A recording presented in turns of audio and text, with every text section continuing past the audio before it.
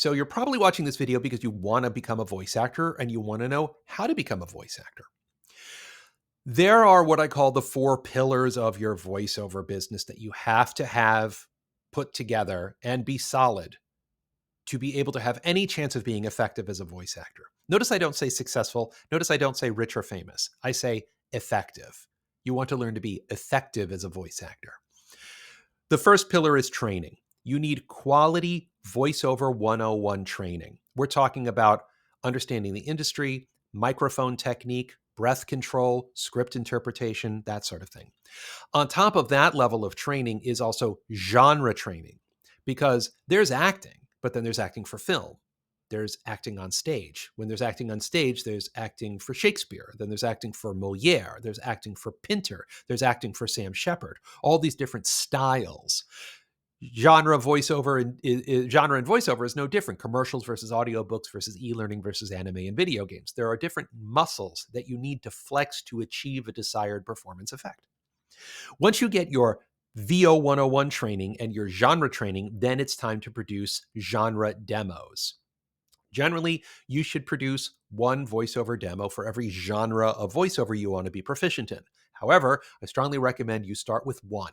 Commercial is usually the one that most aspiring voice actors start with because that's the one that we're the most familiar with. We have seen and heard commercials our entire life. We have been sold to as, consumers via commercials ever since we could understand commercials, and even before we could understand commercials.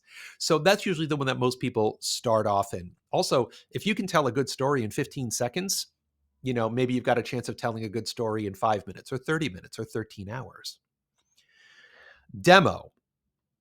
Like I said, there are a list of voiceover coaches and demo producers that I strongly recommend. If you go to vostrategist.com/blog, click on the coach recommendations, and you will find those recommendations. Also, a website. Every voice actor needs a website. Why? Well, one, to establish credibility. Two, to have a place to drive clients to via your marketing efforts, and we'll talk about marketing in a moment. And the most important reason is because you need a place for potential voice seekers to download your demos from. Downloadable demos is the most important thing of your website. Everything else is secondary, but that is critical. And the fourth is a home recording studio. I've been home recording since 2006, but when COVID hit, all the recording studios shut down. I was doing a lot of remote recording studio stuff here in New York City, but when COVID hit, recording studios shut down, some of them for good. And since that time, and it's been well over 4 years since COVID at the time of this recording, I have not done a single in-person audition. And I'd say about 80% of the voiceover work that I do, the bookings are done right here at my home, which means if you're going to do any auditions, and probably the vast majority, if not 100% of your bookings will be done at home, which means when you do an audition, they're not just auditioning your talent. They're not just auditioning your performance. They're also auditioning your home recording studio, because you could be the most gifted voice actor in the world, but if your home recording sounds like crap, they're not going to book you. And they're not going to spend an extra whatever dollars to put you in a studio, because there are tens of thousands of other voice actors that are just as good as you with a home recording studio. If you need help setting up your home recording studio, go check out George the Tech, but make sure that you go to my website and find that affiliate link where you can get a 10% discount. I think it's georgethe.tech/VOS. All right. Gear. Now, George the Tech and other professionals can talk to you about gear, specific recommendations, but you need a microphone. You need a pop filter to put on top of that microphone to make sure your P's don't pop. You need a microphone stand to hold the microphone. You need cables leading out of your microphone. And then you need those cables to go into some form of audio interface, like the Motu M2 you can see on the screen. That's the one that I have. And then that audio interface needs to be plugged into a DAW, or digital audio workstation, which is going to be your desktop computer, possibly your laptop computer, maybe a tablet. Wouldn't recommend it.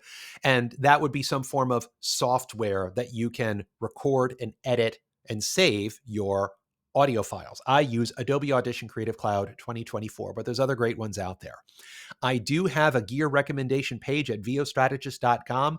Go check it out. There are this gear that you see on the screen and a whole bunch of other recommendations. All right. So, how much do you charge to do voiceover? Well, this is a very wide ranging question, and I still ask questions about this almost every day because there are so many different genres and so many different formats.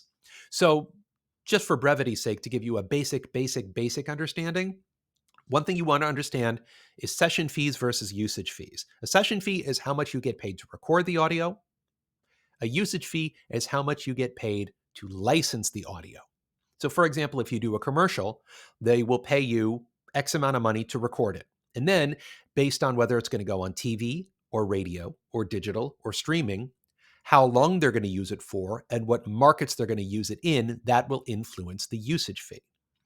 Then, whether you are not editing the audio and sending it raw, or whether you are editing the audio, sometimes you need to charge for that. A whole bunch of different reasons how and why. And then rates fall under union rates or SAG-AFTRA or non-union rates, which the Global Voice Acting Academy rate guide is the non-union standard for voiceover narration. Again, this is a very complicated subject. There's a whole lot to get into, but I will have a recommendation for you on how to help navigate that. So, how do you get voiceover work? Where do the bookings come from? I call them portals. There are 3 portals in the voiceover industry that connects voice actors to voiceover casting opportunities, and they are representation, casting sites, and self-marketing. I have other how-to videos that go into severe detail about all 3 of these, but representation is agents and managers. Casting sites are places like Voice 123 or Backstage. And self-marketing is when you're using indirect or direct marketing tactics like blogging or social media or cold calling or newsletters or postcards or any of a number of things.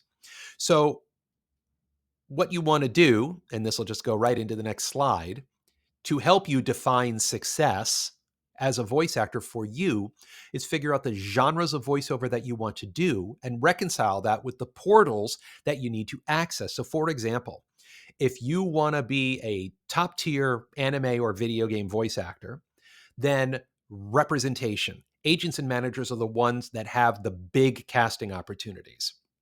But there are tons of video game and cartoon opportunities through online casting sites and that you can get through your own self-marketing tactics. And you want to do that little exercise with all of the other genres of voiceover that you're interested in so you know where to put your marketing efforts. Organize your business. I have many, many VO how-to videos that talk about how to organize your business, and then write a business plan. Yes, you are a grown-up. Yes, there's a lot of poopy grown-up stuff that's involved with being a voice actor. You can't just declare you want to be a voice actor and all of a sudden the phone's going to ring because these agents are sitting on all these piles of money and want to give you stuff so you can make funny noises. No. It takes a lot of work. It takes a lot of organization, and it takes a lot of planning. Well, thank you for watching this how-to video.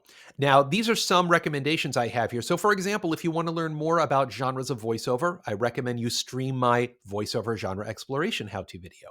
If you want to learn more about rates and figure out how much to charge for your voiceover services, I recommend Know Your Worth as a voice actor. If you want to write a business plan, watch Get Your Voiceover Act Together. You can get these and many, many more videos at vostrategist.com. Thank you very much for watching this video. Stay cool, stay safe, and happy voicing.